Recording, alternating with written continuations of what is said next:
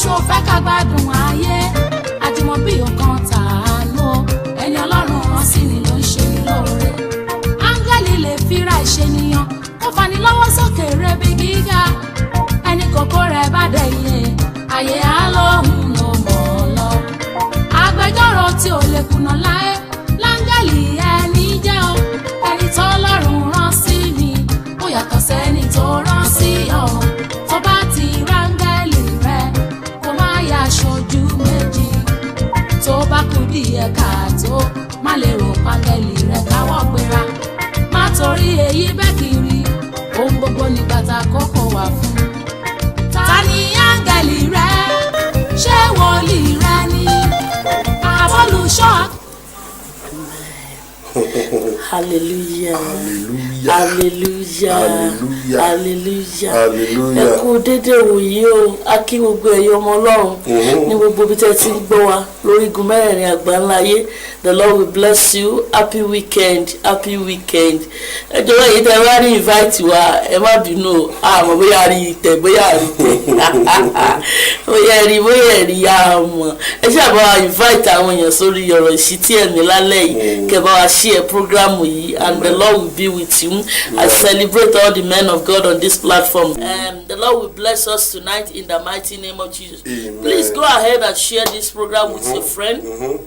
Invite somebody onto this platform and the Lord will bless you. Amen. Your megabyte tonight will not be wasted on this program in the mighty name of Jesus. Amen. You will achieve something tangible tonight in the mighty name of Jesus. It will not be a wasted night or time for you and your family tonight in the mighty name of Jesus. We celebrate you all. We welcome you all. Ó yẹ jẹ́ a máa yin Ọlọ́run lógo. Gbogbo bí tẹ́ ẹ bá wà ẹ jẹ́ a jọ yin Ọlọ́run lógo. Ẹ̀yin sáà máa sọ wípé Olúwa ó ṣé lórí ayé mi ó ṣé lórí ọkọ mi ó ṣé lórí ọmọ mi ó ṣé ìwọlé àti ìjáde mi ó ṣé ní gbogbo ìrìn àjò mi ó ṣé ẹ ṣáà bá ń juwọ́ sí Ọlọ́run ẹ bá ń kí ògo sí Ọlọ́run ẹ yìn lógo torí pé Olúwa àwọn olúwa ni ọba àwọn ọba ni àìkú àìsá ìdíbàjẹ́ ni ẹ bá ń dúpẹ́ lọ́wọ́ Ọlọ́run ẹ̀yin dúpẹ́ lọ́wọ́ Ọlọ́run ẹ ṣáà mọ̀ bẹ́ẹ̀ tí ẹ mọ̀ tó ṣe ìyẹn sọ wípé Olúwa mo dúpẹ́ rírí mo dúpẹ́ àìrí mo dúpẹ́ tó ti ń bọ̀ mo dúpẹ́ lẹ́yìn tí ò tiẹ̀ tí ì dé mo dúpẹ́ lẹ́yìn tí wàá ṣe ẹ jẹ́ àdúpẹ́ ká dúpẹ́ báwo làwọn àwa sí ìsìnkú àti dúpẹ́ yẹn náà and ká dúpẹ́ in advance. In advance ni bẹ́ẹ̀ ni. Let us thank God in advance for what he has not done for what he will do for your expectation that will not be cut short. So that is why you need to thank God. Thank God. A lot of people they don't have privilege to sit down and be relaxing to hear this kind of message. Ṣùgbọ́n láwọn tó fún ẹ̀mí àti yín ṣe tó jẹ́ kí ọwọ́ wa kó ṣe é gbé ẹ̀yà fọ́jú ẹ̀ẹ́dí létí orí yín ò dàrú wèrè olójó kókó ló ń fẹ́ gbọ́rọ̀ sí ti ẹ̀mí ẹni tó bá rí gángan àbáyọ̀rọ̀ kó lè gbọ́rọ̀ sí ti ẹ̀mí ni bó bá gbọ́ gan kò nítumọ̀ nínú ayé ẹ̀rí ẹjẹ́ àdúpẹ́ lọ́wọ́ Ọlọ́run you have a lot of things to thank God for Ọlọ́run tí òjé lé yín ó dàrú ọ̀tá òjé ó yọ ẹ̀ nínú ìgbéyàwó yín mẹ́wàá máa ń ṣẹlẹ̀ àwọn ìgbéyàwó tó yẹ pé they started with joy with kissing and wọ́n sì dọ̀tá ara wọn lójijì Ọlọ́run tí wọ́n sọ tí ò jẹ́ kí ayé ó sọ òkò ìtúká sínú ilé yín sínú ìgbéyàwó yín Ọlọ́run tí ò jẹ́ kí ogun àtẹ̀yìnjà kó jà yín ogun ẹ̀mọ́ tó ń pè lógun àtẹ̀yìnjà ogun tó burú ni ogun tó yẹ òní mọ̀gbà tí ó wọlé sí yẹn lára ni Ọlọ́run tí ò jogun àtẹ̀yìnjà ó jà wá kò jà yín lórí ọmọ kò jà yín lórí ọkọ ẹ jẹ́ a dúpẹ́ lọ́wọ́ Ọlọ́run ogun tí ò fi hàn ogun tọ́lọ́lá ò rí ogun tó ní fèdè fọ̀gán ò rí ogun tí wòlíì ò rí a ní wòlíì yẹn gbóná gan tó ṣe ogun yẹn wọ́n ní bàbá yẹn gbóná gan a ní ogun yẹn ẹ̀rí Ọlọ́run tí òjò jà yín ẹ̀rí Ọlọ́run tí òjò ogun ayé ó jà wá ogun ènìyàn mímọ́ àwọn ènìyàn mímọ́ kan wà wọ́n máa gbàwẹ̀ wọ́n náà àwọn kan láwọn ò ní sùn àwọn ò ní jẹun láyé ẹnìkan fi bàjẹ́ Ọlọ́run tí òjògun ènìyàn mímọ́ àdúrà ènìyàn mímọ́ ẹ̀kọ́ Ọlọ́run tí òjò gbà lórí ayé yín sí ibi ẹ jẹ́ a dúpẹ́ lọ́wọ́ Ọlọ́run ẹ dúpẹ́ lọ́wọ́ Ọlọ́run ògo ni fún orúkọ rẹ Ọlọ́run ògo ni fún orúkọ rẹ Ọlọ́run. hallelujah Jésù Kristi Olúwa àti olùgbàlà wa. àmín àmín àmín àmín lórúkọ Jésù. adúpẹ́lọ́wọ́ èèyàn wa tó tún bá wa pàdé ní ọjọ́ òní gẹ́gẹ́ bí ìyá ọ̀rọ̀ sí ti ṣe sọ ẹjọ́ ẹ má bínú wọ́n ń ṣe line network ní gbogbo area àbíta wà ní so tó bá ti ṣe kúhẹ́. just bear with us. I'm a record and I'm a send it to everybody. The Lord will be with you. Amen. In the mighty name of Jesus. Amen. Tonight we will be talking about interchange marriage. ní àṣálẹ́ yìí a máa sọ̀rọ̀ nípa ìgbéyàwó tá a kà tàbí ìgbéyàwó tá a pààrọ̀. Interchange marriage. ìgbéyàwó tá a kà tàbí èyí tá a pààrọ̀. Interchange marriage. ìgbéyàwó tá a kà tàbí èyí tá a pààrọ̀. Tonight you will know after the program. nígbà tá a bá parí ètò talẹ́ ilẹ̀ ó mọ̀ ìtumọ̀ tá à ń sọ. Whether your marriage is being traded or not. bóyá a ti ta ìgbéyàwó rẹ tàbí a ò ta. Whether your marriage is being sold out or not. bóyá a ti ẹ̀ ti tà á fún nǹkan míì bóyá ò tà á lẹ́yìn náà là ó mọ̀. When we look at the English dictionary. nígbà tá a wọ ìwé atúmọ̀ lóyìnbó. They say interchange is where we trade. wọ́n sọ yí pé gbọ̀ngàn ibi tí a ti ń ta ó jẹ́ ibi tí a ti ń tajà. Where we swap. ibi tí a ti ń pààrọ̀ nǹkan. Where we switch places. ibi tí a ti ń fi nǹkan pààrọ̀ nǹkan. Some people say it's even a marketplace. àwọn kan ní gbọ̀ngàn ìtajà ni. Where we drop off. ibi tí a ti ń sọ̀kalẹ̀. And where we pick up. ibi tí a ti ń wọlé. It's a place of exchange. ibi tí a ti ń pààrọ̀ nǹkan. Where we substitute. ibi tí a ti ń fi nǹkan pààrọ̀ Where nǹkan. we replace. ibi tí a ti ń fi nǹkan dá That is what interchange means. ibi tá à ń pè ní kí ló ń pè ní pàṣípààrọ̀ sọ́ọ̀rì. Thank you. The Lord will bless you in the mighty name. The reason why we are doing this is so that we can benefit the people that doesn't ibi tá a understand. fi ń ṣe báyìí ní nítorí àwọn tí wọ́n gbọ́ Yorùbá So that I can go wider. á lè rìn jìnnà So that I can go wider. àfẹ́ kó jẹ́ pé àwọn tó ń gbọ́ Yorùbá nìkan ní òní So it's not limited for the Yoruba people alone. kò dúró fún Yorùbá But for nìkan the worldwide. ṣùgbọ́n fún gbogbo ayé ló dúró fún. So then what is an interchange marriage? ṣùgbọ́n kí ni pàṣípààrọ̀ jẹ́? It is when your marriage is being exchanged. nígbà ọ̀nà à ń sọ pé báyọ̀ tó gba ìgbéyàwó tá a bá ta. When your marriage is being traded. tá a bá ti ta ìgbéyàwó rẹ̀ substitute. tá a fi nǹkan pààrọ̀ bóyá ń tó mọ̀ àbí ń tó mọ̀. How can you switch your marriage? báwo ló ṣe lè fi nǹkan pààrọ̀ nǹkan? My sister, how can you trade your marriage? àǹtí mi báwo ló ṣe lè ta ìgbéyàwó? How can you replace your marriage? báwo ló fi lè fi nǹkan pààrọ̀ ìgbéyàwó? How can you do let your marriage just go to another man's or another woman unknowingly? ní báwo ló ṣe lè jẹ́ kí ìgbéyàwó rẹ kó dọ́wọ́ ẹnìkan tàbọ̀wọ́ ọkùnrin kan tàbọ̀wọ́ obìnrin kan láìsí ẹ̀. Point number one. nǹkan àkọ́kọ́. Relationship. ìbáṣepọ̀. Thank you very much, man. Relationship. ìbáṣepọ̀. Who are the people you are relating with? àwọn wo ló ń bá ṣepọ̀. Who are the people you are relating with? àwọn wo lọ̀rẹ́ rẹ àwọn wo ló ń fọ̀rọ̀ rẹ. Are they your families? àti àwọn mọ̀lẹ́bí rẹ. Or is it your friends? àbí àwọn ọ̀rẹ́ rẹ. The Bible says. Bíbélì sọ wípé. They are no longer two. wọn kì í ṣe méjì. But one. ṣùgbọ́n ẹyọ kan. What God joins together. nítorí Ọlọ́run bá ti so pọ̀. Let no man put asunder. kẹ́ni má ṣe yà wọ́n. Who are the people that want you to put asunder in your marriage? àwọn àwọn ni wọ́n fẹ́ ya ìgbéyàwó rẹ. Who are the people that want to trade your marriage? àwọn àwọn náà fẹ́ ta ìgbéyàwó rẹ. They may be your confidant. wọ́n lè jẹ́ ẹni tó finú tán. In fact, they will like you. kódà wọ́n fẹ́ràn rẹ. They will be coming to your all the time. wọ́n máa wá sínú ilé rẹ nígbà tó. You will rely upon them. wàá gbọ́kànlé wọn gan wọ́n ṣe é gbọ́kànlé. You will rely upon them. wọ́n ṣe é gbọ́kànlé. The Bible says in the book of Job 6:1-6. Bíbélì sọ nínú ìwé Jóòbù orí kìíní ẹsẹ̀ kẹfà. One day. ní ọjọ́ kan. The angels of the Lord. àwọn áńgẹ́lì Olúwa. Came to present themselves. wọ́n wá láti farahàn Jésù. Before the Lord. wọ́n wá láti farahàn níwájú Olúwa. And lo and behold. ṣùgbọ́n. Satan also came. èṣù náà wá. With them. pẹ̀lú wọn. If Satan can be with the angels. tí èṣù bá lè wà láàrin àwọn áńgẹ́lì. In the presence of what? In the presence of God. níwájú Olúwa. How much more?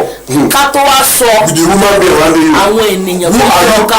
you relating with? àwọn wo ló ń bá ṣe pọ̀. Who are you relating with? àwọn wo ni olùbáṣepọ̀ They rẹ. can make you to trade your marriage. wọ́n lè jẹ́ kó ta They ìgbéyàwó can make rẹ. you to swap your marriage. wọ́n lè jẹ́ kó pa When they join you together before they. nígbà tọ́jọ́ so yín pọ̀. God didn't join prophet with you. Ọlọ́run ò fi kò dapọ̀ mọ́ wòlíì pẹ̀lú yín. God didn't join the pastor with you. kò dapọ̀ wòlíì yẹn pọ̀ mọ́ yín. That's your best man.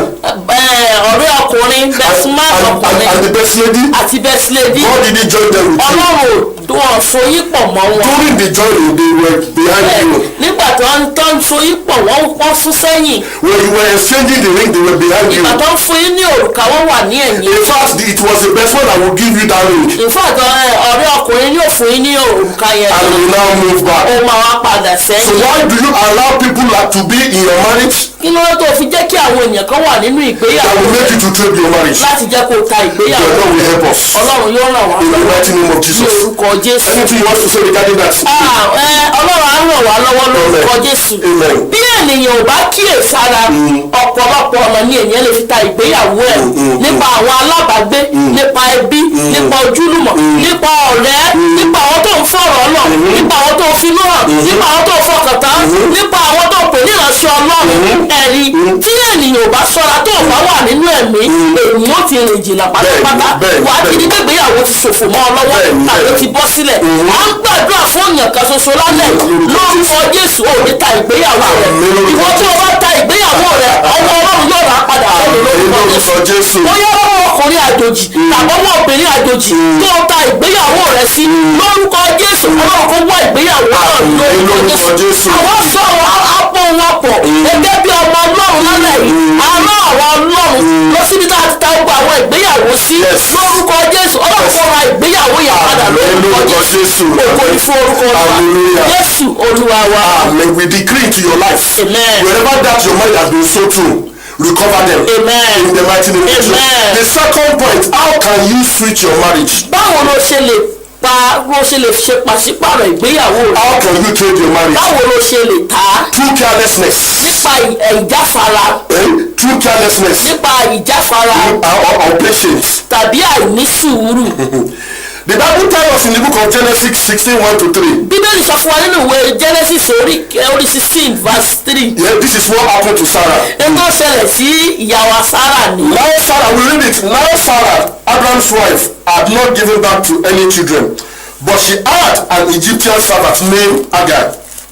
So Sarah said to Abraham, since the Lord has prevented me from having children, have sexual relationship with my servant. Perhaps I can have a family to her. And Bible says, and Abraham did what Sarah told him. Sarah àìní sùúrù ó jẹ́ kí ìlérí Ọlọ́run kó yẹ̀ lórí Sarah. Because of that impatience and carelessness, he made that promises not to. ó jẹ́ kí ìlérí Ọlọ́run kó yẹ̀ lórí Sarah. ó jẹ́ kó bọ́ sọ́wọ́ ọmọ ẹrú. àìlè ní sùúrù àìlè dúró di àsìkò Ọlọ́run a máa mú kí ènìyàn ta ìgbéyàwó ẹ̀. àìlè ní sùúrù torí pé ó dúró ní ipò pé òun fẹ́ ran Ọlọ́run lọ́wọ́ ẹ̀rí ó ta ìgbéyàwó ẹ̀ fún ẹrú. Nobody can help God. ó ta ìgbéyàwó ẹ̀ fún ẹrú. Nobody can help God. nítorí pé ó believe pé òun gbọ́ ju Ọlọ́run lọ. ó ta ìgbéyàwó ẹ̀ fún ẹrú. kí la bá bọ̀ kí la bá bọ̀. ó ń pa lọ́wọ́ tó ń fògo da orílẹ̀-èdè lọ́wọ́lọ́wọ́ báyìí. tó ń fògo da ayé lọ́wọ́lọ́wọ́ báyìí. Ọlọ́run yóò ràn wá lọ́wọ́. When God made the promises, nígbà tí Ọlọ́run dá tó ṣe ìlérí. it was for Abraham and Sarah. ó sọ fún Abraham àti Sarah. Not for Hagar. kì í ṣe fún Ágárì. When God made promises in your marriage, àtọ́lọ́run ṣe ìlérí nínú ìgbéyàwó it rẹ̀. is for you and your wife.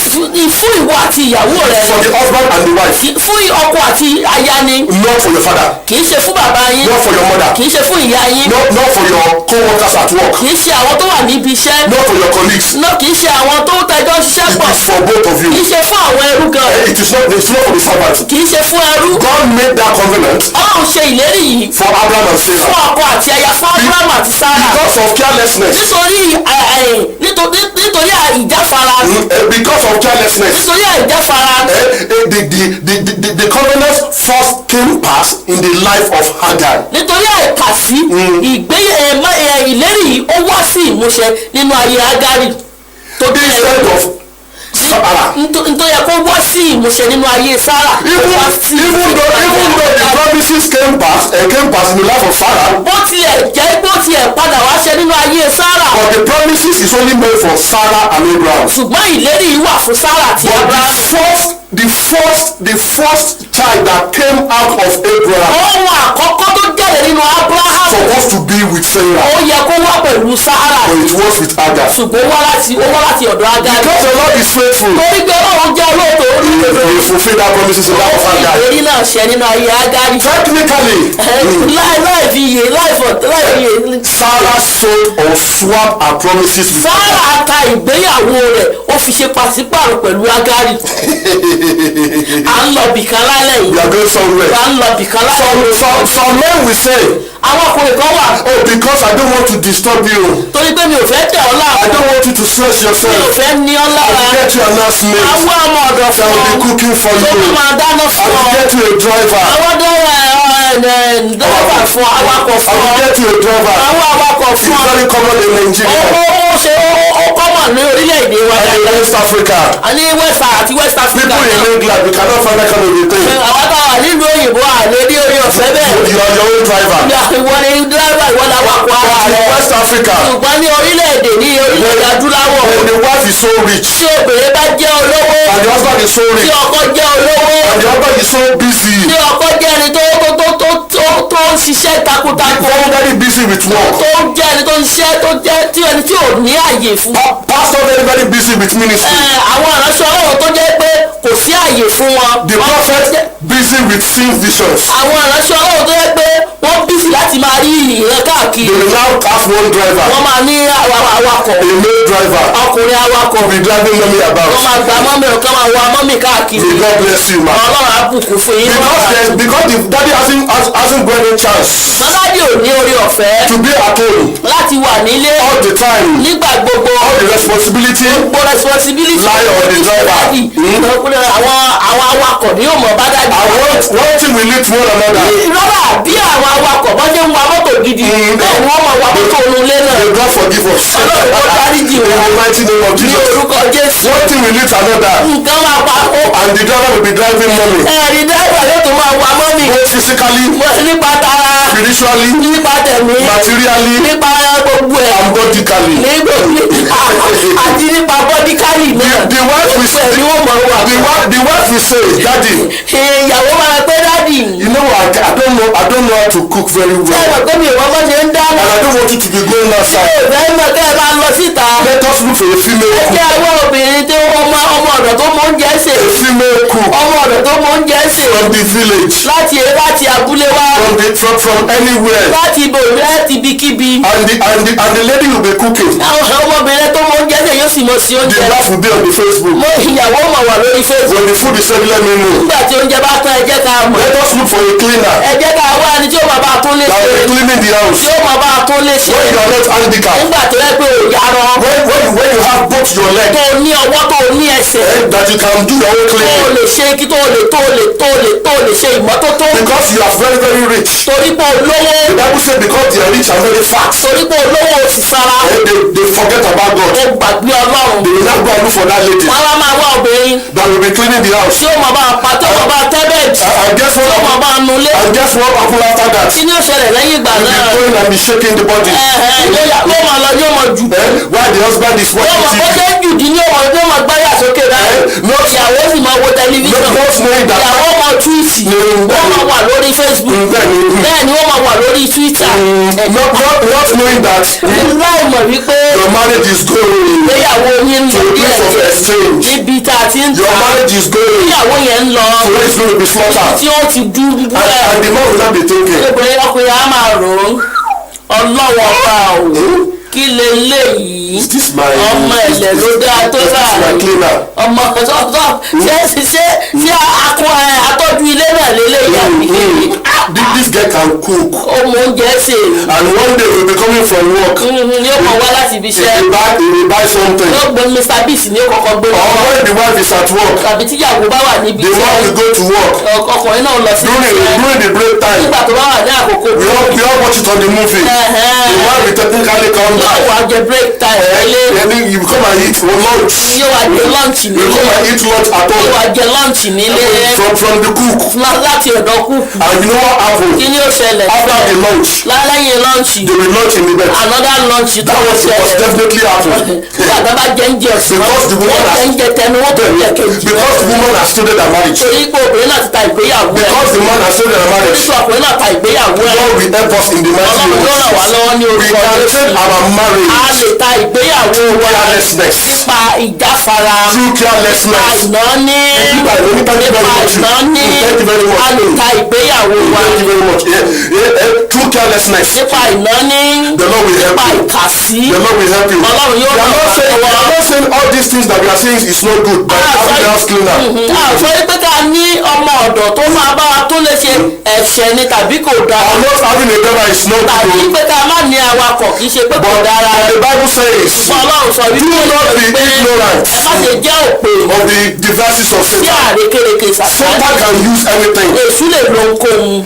The Bible says when the angel of the Lord present themselves Nígbà tí áńgẹ́lì Olúwa tó fara hàn in the presence of what? níwájú Ọlọ́run. In the presence of what? Níwájú Ọlọ́run. In the presence of what? Níwájú Ọlọ́run. What is Satan doing in the Kí presence wọ́n lè of God? kí lè sùn ṣe níbẹ̀? Òun náà fara hàn ni. Èṣù náà wá fara hàn níwájú Ọlọ́run. Wọ́n béèrè lọ́wọ́ Èṣù. Wọ́n ní bọ́dọ̀ wà lóun wà ní ìrìnkèrindò.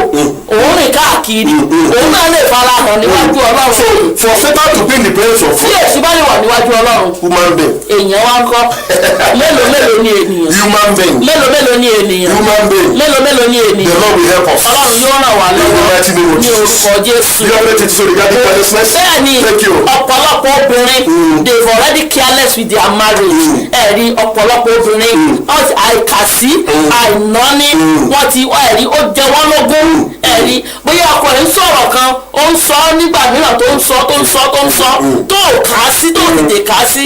Ọkùnrin sọ pé mi ò fẹ́ báyìí tó ò kà á sí. Ọ̀rẹ́ ẹ̀ tó mú wálé àní o má mú wálé mọ́ má bọ́dà ìrìn mọ́ ibi ò sáà láìkí gẹ̀ yẹn o ò fi mọ̀ yí pé bó bá sì ń bẹ́ni yẹn yóò gorí ẹ̀ kọjá níjọ́ kan òun ló mọ ìdí tó sọ pé òun ò fẹ́ ní irú ẹni yẹn ìyàwó ẹ̀ tó sọ pé ọ̀rẹ́ ọkùnrin yìí kò nílé bóyá kò fi gbogbo ẹnu sọ fún ọ why can't you sit down and think deeply why is it that my wife did not like this my friend why is it that my husband did not like this my friend is there anything wrong you cannot think deeply when you are if you want your marriage to be prosper you have to use every senses that the Lord has given unto you if not so bíbélì ní ọlọ́gbọ́n obìnrin a máa kọ́ ilé rẹ̀ ọlọ́gbọ́n obìnrin bọ́bá wà nínú ìgbéyàwó tó jẹ́ ọlọ́gbọ́n that marriage cannot work.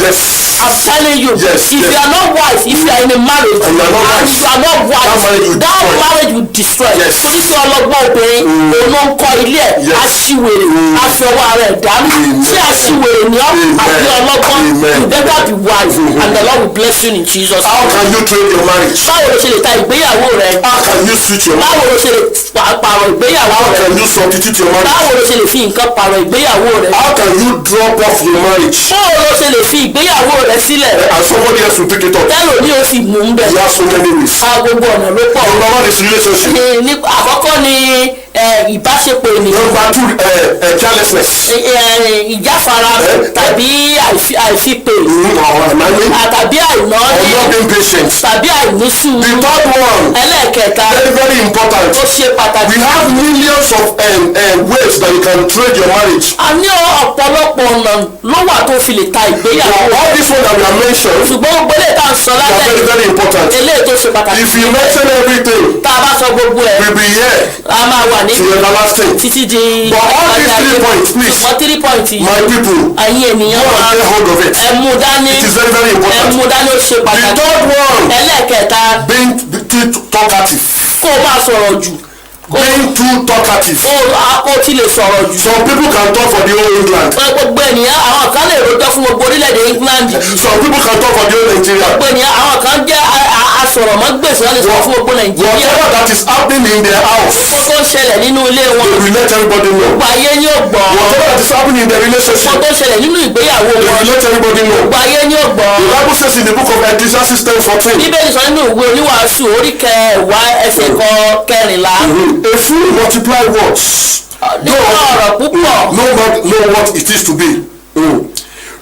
And who can tell him what will be after him? What Bible is saying is a fool say so many things. Say so many things. Sọ̀rọ̀ púpọ̀. He says so many things. Aṣèrè ó sọ̀rọ̀ púpọ̀. Not realizing láìmọ̀ wípé what will come after him. tí ó tẹ̀lé jáde. Whatever that you are going through your marriage. gbogbo tó bá ń lọ nínú ìgbéyàwó. In your marital life. nínú ìgbéyàwó. Why must you let other people know? kí ni ìrísí tó fi máa sọ fún gbogbo ayé káàkiri. When you let them know. tó o bá sọ fún wọn. They will take advantage of you. wọ́n máa wá lórí ọ̀fẹ́ yẹn. Thank you very much. They will take advantage of you. wọ́n lórí ọ̀fẹ́ yẹn lórí rẹ̀. Oh, my husband is so caring. ọkọ mi jẹ́ oníwà tútù. And if he's coming like this, he will come with shopping. ó bá ti ń bọ̀ wá ní ògbé shopping lọ́wọ́. fọ́ọ̀tì fọ̀tò fà ní fòsì fà. Thank you very much. He can do everything for me. wọ́n lè ṣe gbogbo ẹ̀ fún mi bí ṣe ń fọ pátá ní fọ gbogbo ẹ̀. You are telling your best friend that. ó sọ ọ̀rẹ́ ó sọ fún ọ̀rẹ́ rẹ̀. And that one is suffering in her home. ìyẹn dẹ̀ ń sunkún kíkorò nínú ilé. That one is crying in her home. ìyẹn ń sọ ẹkún kíkorò nínú ilé. She will find a means. yóò wá gbogbo ọ̀nà. to come into your family. láti wá sínú ìgbéyàwó rẹ̀. And come and stop that marriage. láti wá pààrọ̀ ìgbéyàwó. And come and stop that marriage. láti pààrọ̀ ìgbéyàwó yẹn mọ́. Some wife will even say. àwọn ìyàwó kan á tiẹ̀ máa tún sọ wípé. My husband is not even good sexually. wọ́n á lọ́kọ̀ ọkọ àwọn ò dáa lórí bẹ́ẹ̀dì. He doesn't do anything. wọ́n á ní kò mọ bá ṣe ń. Yes, we are telling you. I know you might be laughing, but it is the gospel truth. wọ́n á lọ́kọ̀ àwọn ọmọ bá ṣe ń rìnrìn àjò lórí bẹ́ẹ̀dì. In fact, I always force him to do. kódà tipátipá ni mo máa ń tì ọ́ ń ṣe náà máa ń ṣe bí ẹ̀rọ mọ́tò ẹ̀tì ẹ̀rọ pọ̀ lórí bẹ́ẹ̀dì. You are telling your male friends. ó sọ ìlera ọkọ rẹ fún ọ̀rẹ́ rẹ. And that one will take advantage. Somebody will take advantage of it. ọ̀rẹ́ ọkùnrin yẹn á lo agbára yẹn lé ọ lórí. How can a man. rárá yóò ní tí o bá kọ̀ rí o bọ́ ṣe dáadáa. kí wàá lòun wá ń ṣe jẹ́ kí ọmọdé òun bọ ọ̀rọ̀ ọkọ ẹ̀ lọ́wọ́. ẹ̀rí ara ibi ìrànlọ́wọ́. Out of pity. a máa wò ó. She will now snatch that husband from you. àgbà ọkọ mọ́ ọ lọ́wọ́. I can't believe that some men are like this. èmi kò yà mí lẹ́nu pé àwọn ọkùnrin kan wà. ẹ̀yẹ bákà ni wọ́n. They will talk about the weakness of their wife. a sọ bí tí ìyàwó wọn ibi tó fúyẹ́ dé. They will be telling it to people outside. wọ́n á máa sọ fún gbogbo àwọn èèyàn And níta. other people will now take an advantage of àwọn that. èèyàn tó wà níta wọ́n á lo orí ọ̀fẹ́ yẹn láti wọlé sínú They will ìdílé penetrate to wọn. that family. wọ́n á wọlé sínú ìdílé wọn. The Bible says, "He that keepeth his mouth keepeth his life." ẹnikẹ́ni bíbélì sọ wípé ẹnikẹ́ni tó bá pa ẹnu rẹ̀ má pa ayé rẹ̀ mọ́. But he that open his lips shall have destruction. ṣùgbọ́n ẹni tí yóò mọ̀ tí ó tó ń yanu ẹ̀ ṣáṣáṣá ní òparun. Proverbs 13:3. ìwé òwe orí kẹtàlá Your marriage is your life. ìgbéyàwó rẹ̀ ayé rẹ̀ ni. Your marriage is your life. ìgbéyàwó rẹ̀ ayé I rẹ̀. decree into your life. sọ̀rọ̀ ṣẹ́ sínú ayé Wherever rẹ̀. that you sold your marriage tó to, ta ìgbéyàwó rẹ̀ sí talking. nípa ọ̀rọ̀ The Lord will have mercy upon ọlọ́run you. yóò ṣàánú fún I will ọ. restore that marriage. yóò mú ìgbéyàwó náà padà bọ̀. The Lord will have mercy upon you. ọlọ́run yóò ṣàánú I fún will ọ. restore that marriage. láti dá ìgbéyàwó náà padà In the mighty name of ní Jesus. orúkọ Jésù. a gbàdúrà fún èèyàn kan tó ń gbọ́ wa ní alẹ́ yìí lórúkọ Jésù. ìwọ tí ẹnu ti kó bá ìwọ tó ti fẹnu ta ìgbéyàwó rẹ lórúkọ Jésù ọlọ́run kó ra ìgbéyàwó náà padà lórúkọ Jésù. àyùmọ́ kó ra ìgbéyàwó náà padà lórúkọ Jésù. ọ̀pọ̀lọpọ̀ oríṣiríṣi nǹkan ló lè mú kéèyàn ta ìgbéyàwó òṣì ó lè jẹ́ kí èèyàn ta ìgbéyàwó àìní lè jẹ́ kí èèyàn ta ìgbéyàwó ẹ̀rí bóyá ìṣòro a máa jẹ́ kí ènìyàn ta ìgbéyàwó. Problem can make you to sell your marriage. Yes. ìṣòro lè jẹ́ kí ènìyàn ta ìgbéyàwó. Problem can make you to sell your marriage. ìṣòro tó bá wọnú ayé wọn Every problem that come into your life. tó lè mú kó ta ìgbéyàwó rẹ lórúkọ Jésù ọ̀run yanjú ẹ̀ The mighty name of Jesus is settled. ọlọ́run yanjú ẹ̀ lórí lórúkọ Jésù ìṣòro ló mú kí Sárà tó ta ìgbéyàwó ẹ̀ fún Ágárì ìṣòro àìfọwọ́bí òun ló mú kí Sárà ta ìgbéyàwó ẹ̀ fún Ágárì òun sọ̀rọ̀ àṣẹ sọ̀rọ̀ àṣẹ sínú ayé ogbẹ́ tó wọ́dú ọlọ́run fún ọ lórúkọ Jésù ọlọ́run kó da yín lóòrùn lórúkọ Jésù ẹ̀mí mọ́ kó da yín lóòrùn lónìí lórúkọ Jésù lórúkọ Jésù ẹ̀mí mọ́ kó da yín lóòrùn lónìí lórúkọ Jésù ó yẹ gba ọmọ tí yín lórúkọ Jésù. The Bible says in the book of Psalm 141 verse 3. Bíbélì sọ nínú ìwé Psalm 141 verse 3. Set a watch, O Lord, before my mouth. Keep the door of my lips. Pálẹ̀kùn ẹnu mi mọ́. Keep the door of my lips. Pálẹ̀kùn ẹnu mi mọ́. The psalmist was begging God.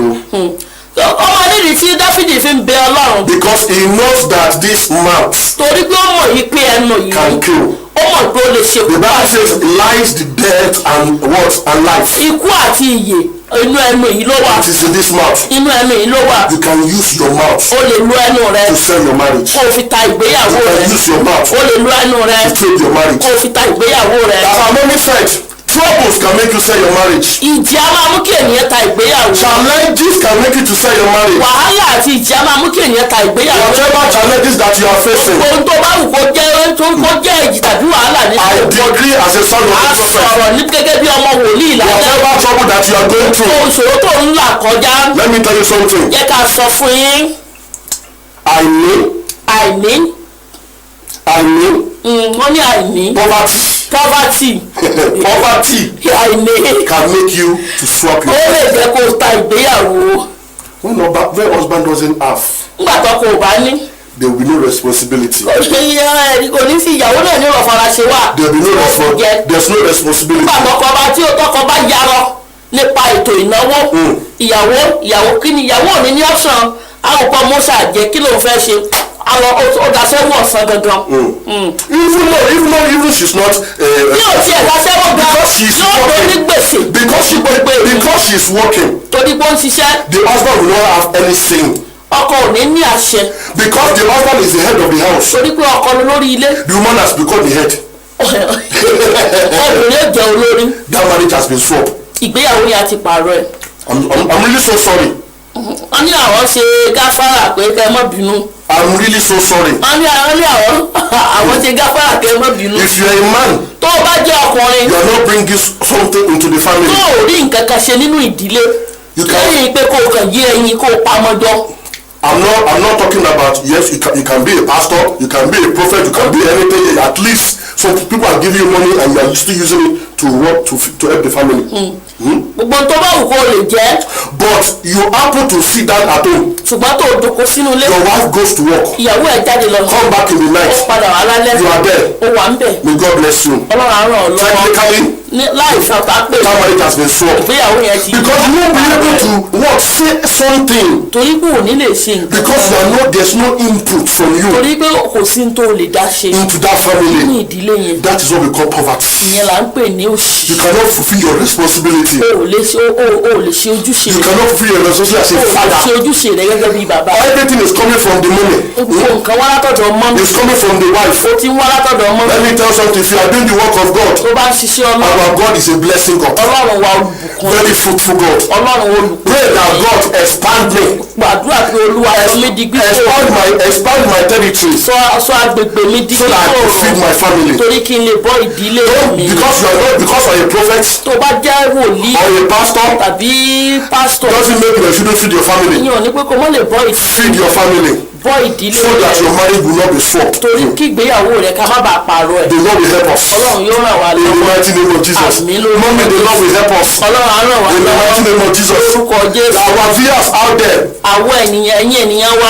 whoever that you may be, gbogbo tó bá wù kó o lè jẹ́. anything that you are facing, gbogbo tó bá wù kó o lè máa là kọjá. that you are facing, tó ń là kọjá. that you are experiencing tó jẹ́ ìlàkọjá in your marriage, nínú ìgbéyàwó you are rẹ̀. crying tó ń sun ẹkún. silently. tó ń sun ẹkún ìkọ̀kọ̀. How can people cry silently? báwo ni àwọn èèyàn ṣe lè máa sun ẹkún ìkọ̀kọ̀. Tell them.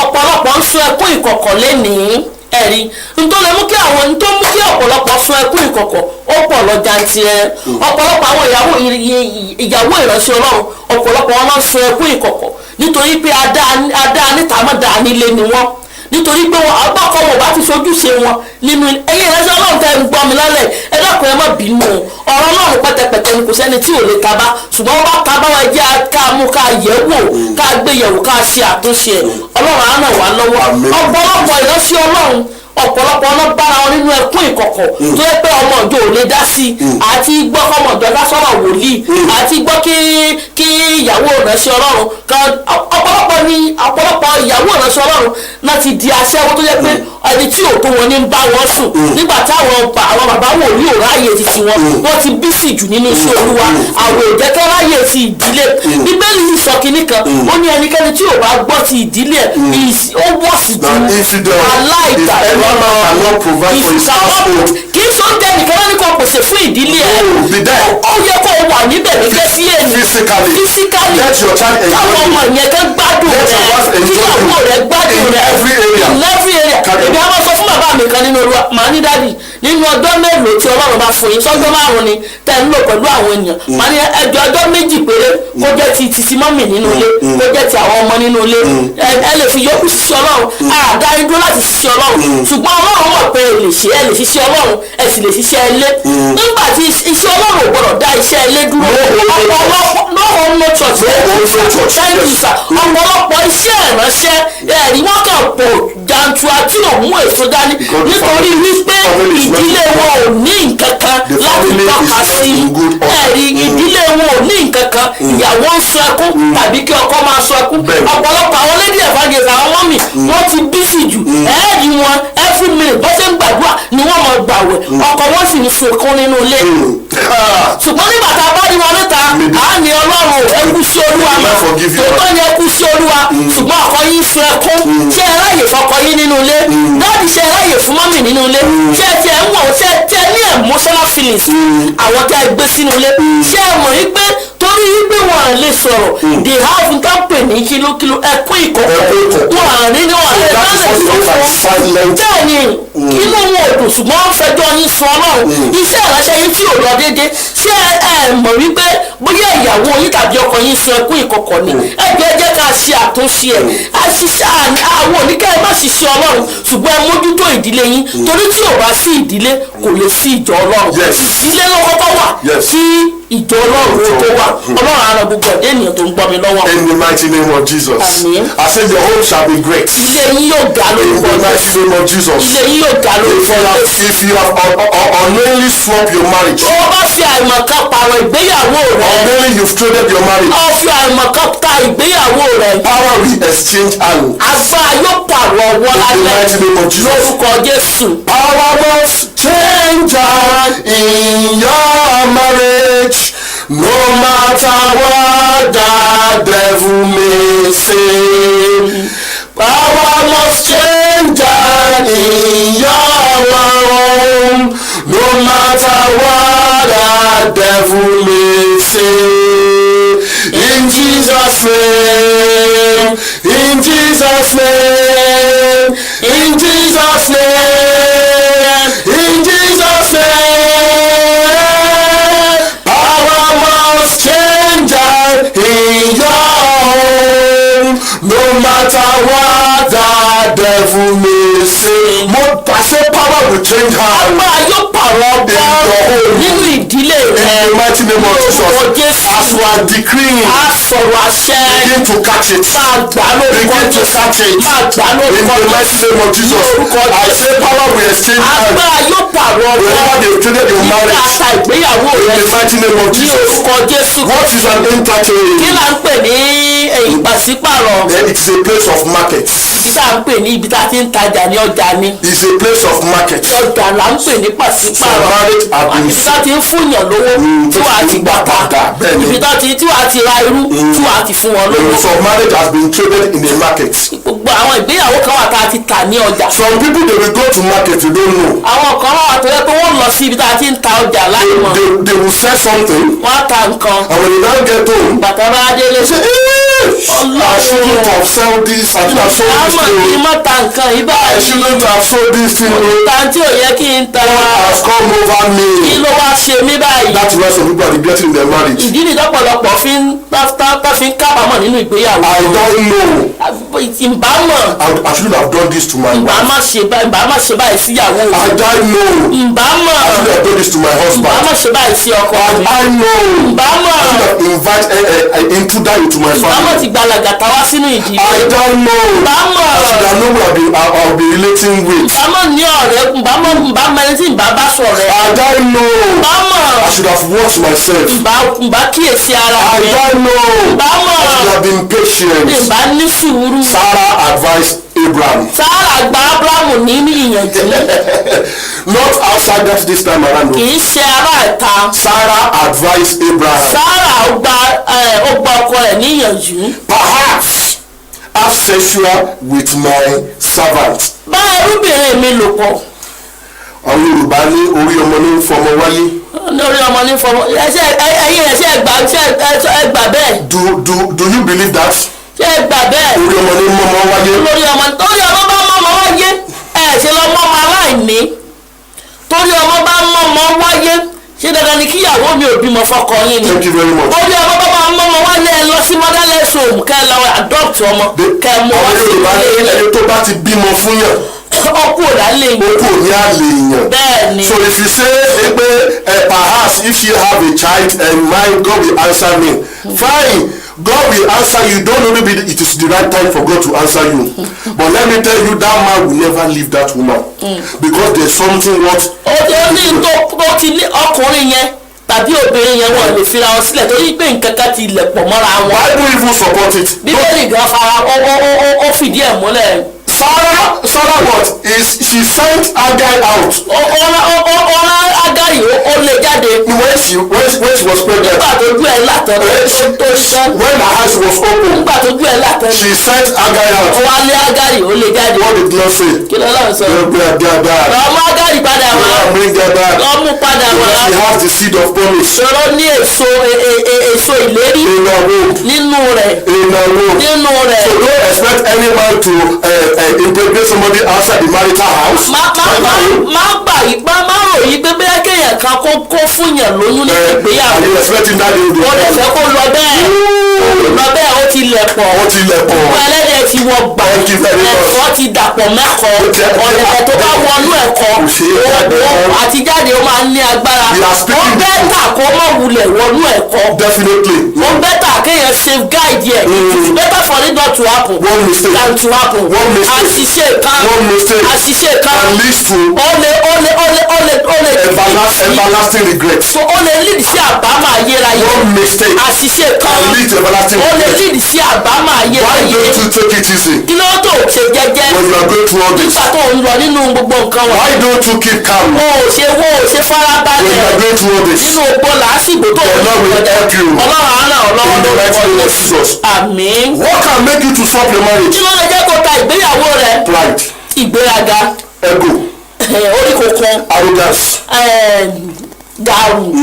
Ìgbìmọ̀ tó báyìí gàrú. Ó gbọ́ Yorùbá. Arrogance.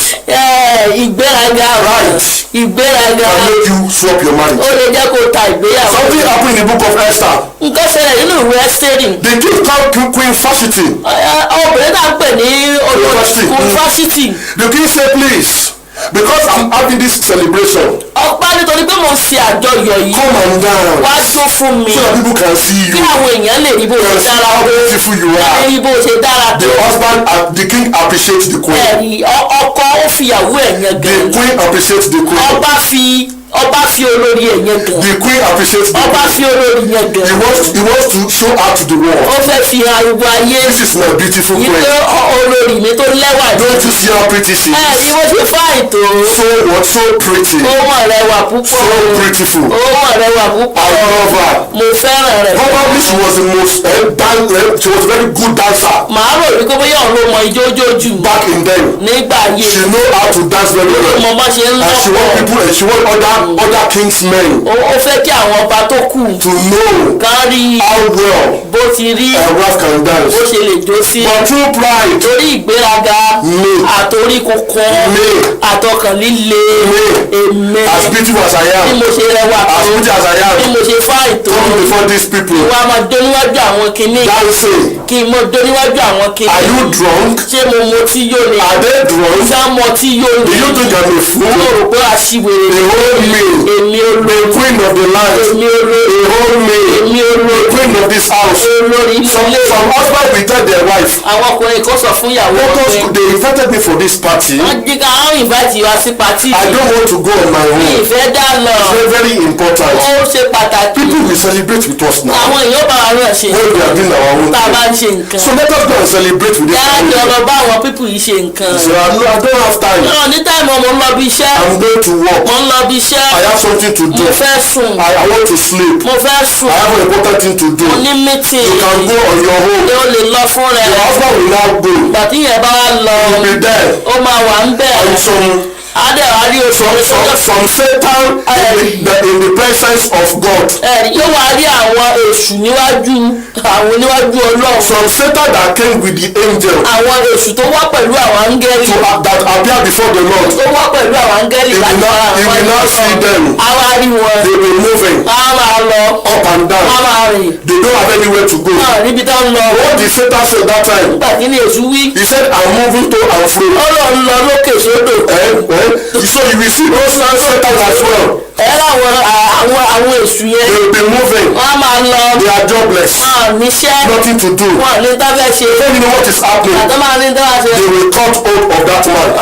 wọ́n mú ọkùnrin náà. That is what happened to Queen Varsity. tó ṣẹlẹ̀ náà nìyẹn. The king say, you cannot run. But what happened after that? kí ló ṣẹlẹ̀? True pride. torí ìgbéraga. She swap her marriage. ó fi ìgbéyàwó rà. I say true pride. nítorí ìgbéraga. The lady swap her marriage. ẹ̀rí ó ta ìgbéyàwó. Esther was sitting down on her own. Esther jókòó jẹ́jẹ́ ni. There's no queen in the generation. ọmọ ẹrú ni. Yes, thank you very much. There's no queen in the generation. kò sí aya ọba nínú ìran rẹ̀. There's no queen in the generation. ọmọ ẹrú lásán. But what happened? kí ló ṣẹlẹ̀? Because of the downfall of someone. orí ìgbésùbú ẹnìkan. Jesus Christ. That olórí yẹn sọ pé ó fi ìgbésùbú Varsity ó fi gbé Esther sókè. ìgbésùbú Varsity ó fi gbé Esther sókè. ìgbésùbú Varsity ó fi ṣe kí ni o ó fi gbé Esther sókè. ẹnikẹ́ni tó lóun ó fi ìgbésùbú ẹ wọnú ìdílé rẹ. lórúkọ Jésù. ojú ọkùnrin ọ̀fẹ́ ni wọ́n jù. àmì Jésù. whoever that will use your downfall to penetrate into your family I say they are cursed. Amen. In the mighty name of Jesus. I believe they are saying they are cursed. Amen. In the mighty name of Jesus. They use the downfall of Varsity. ìgbésùbú Varsity. True pride. nípa ìgbéraga. Esther came in. Esther wọlé wá. She became a queen. ó di olórí. Some men they don't appreciate their wife. àwọn ọkùnrin kan wọn àmọ́ bá ṣe ń bu oríyìn fún ọkọ. Some wives they don't appreciate what they. àmọ́ bá ṣe ń bu oríyìn fún ọkọ. Some men they are dictatorship. àwọn ọkùnrin mi wọn jẹ́ apàṣẹ wàá. They are very hot, very hard in the house. ẹ̀rí wọ́n lé koko láyọ̀ àwọn. They are Abacha in the house. kìnìún ni wọ́n nínú ilé wọn. They are Gaddafi in the house. Gaddafi ni wọ́n nínú ìdílé wọn. The wife is not on the way. ìyàwó bàṣà lọ. To go and meet gentleman. alọba gentleman. kí ló ṣe sí bẹ́ẹ̀ wíyẹn. ẹ̀rí ó ti tà á ni. ó ti kí ni o. ó ti sú ó ti lẹ́yìn ìyá. kò rẹ̀ mí. ẹ̀fọ́ ti lẹ́yìn ni. kò rẹ̀ mí. kí ló ṣẹlẹ̀ sí bẹ́ẹ̀ wíyẹn. ó sú ọ̀pù ni. ó ti sọ gbéyàwó rẹ̀. ó pàṣípààrọ̀ rẹ̀. The Bible says when there is pride. ibi tí ìgbéraga bá wà. then it will bring destruction. ó máa mú ìparun dání. Philippians 2:3b. ìwé Fílípì orí kejì. ẹsẹ̀ kẹta. ẹsẹ̀ kẹta. be humble.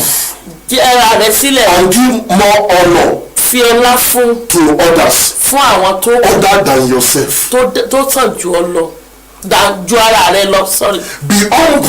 tẹríba. and give honour to others. fi ọlá fún àwọn. other than yourself. ju ara rẹ lọ. let husband give honour to his wife. kí ọkọ kó fi ọlá fún ìyàwó ẹ. let the wife give honour to her husband. kí ìyàwó kó fi ọlá fún ọkọ. so that marriage will not be swapped. torí kí ìgbéyàwó yẹn ká má bàa pàṣẹ. because when there is no honour in a marriage. tí ò bá sí ọlá nínú the ìgbéyàwó. husband will go. ọkọ ó lọ. the wife will go. ìyàwó ó lọ. that marriage has been sold. ìgbéyàwó yẹn ti ó parí síbẹ̀. ìgbéyàwó yẹn parí síbẹ̀. à á pa ìgbéyàwó yẹn fún ẹlòmíràn. àwa méjèèjì nílò ọlá. bíbélì gan sọ ó ní ẹ fi ọlá fún ẹni tí ọlá yẹ fún. ẹ fi ọlá fún ẹni tí ọlá yẹ fún. give honour to each other. when there is a competition in the family. nígbà tí ìfigagbága bá wà nínú ìdílé. ọkọ á ní ọkọ máa ní ẹsẹ bẹ́ẹ̀ mi lọ lórí. ìyàwó náà ní ṣe bí dókítà ni. ọkọ ìyàwó náà máa ní ṣe bí dókítà ni àwọn. ọmọ lọ́yà. ó sáwọn pé mo ń gbowó ju ọ̀rọ̀. thank you very much ma. ó sáwọn pé mo pọ́n ju ọ̀rọ̀. thank you very much ma. ó sáwọn pé mi mò ń tọ́jú ẹ̀. thank you very much ma. bí mo so ò lè jáde. there is a competition. ẹ̀rí ìfagagbága. there is no respect in the family. kò sí ìbọ̀wọ̀ fún nínú ìdílé. and one the husband will now sit down one day. ọkùnrin á jókòó á máa wò. what happened to this woman. pàtó bá lẹ́rù obìnrin tí ń kúnlẹ̀ ṣáṣáṣá. are you the only one that is there. ṣé wọn nìkan ló rò pé kí ló rò pé. let me go out. jẹ́ ń jáde síta jáde. maybe in his office place. níbi ó yá níbi iṣẹ́ ni. these people are respecting her. àwọn tó ń rẹ́ tán gbọ́wọ́ tó ń fọlá fún dáadáa. they give honour to her. tó ń fọlá fún tó ń kúnlẹ̀ tó ń ṣe lẹ́sà. when they are coming they bring lunch. nígbà tó ń bọ̀ tó ń gbóúnjẹ dání. some women cannot prepare much for their husband. àwọn mìíràn wọn lè ṣètò oúnjẹ fún why going to work. nígbà tó ń lọ síbi iṣẹ́. some men will come back from work. ọkùnrin mi máa dé láti ibi iṣẹ́. he just walk past his wife. agbègbè ìyàwó ẹ̀ kan. no kissing no hugging nothing. no kissing no hugging. but bóyá Ọlọ́run fẹ́ bẹ́ẹ̀. ìyàwó is that true. èmi rárá omi ìsọ bẹ́ẹ̀ o. no affection. kò sí n tán pè ní ìfẹ́. no affection. kò sí n tán pè ní ìfẹ́. pride brings down the marriage. ìgbéraga ó máa mú kí ìgbéyàwó wálẹ̀. a proud attitude. ìwà ìgbéraga. a proud attitude. ìwà ìgbéraga brings down the marriage. ó máa mú kí ìgbéyàwó wálẹ̀. a proud attitude happen to Queen Fasiti. ìwà ìgbéraga ló ṣẹlẹ̀ sí Queen Fasiti. how can a what's it called. ó bẹ̀rẹ̀ ìdájọ́ Ọlọ́run lọ. how can a pride happen please I need to tell them in Yoruba.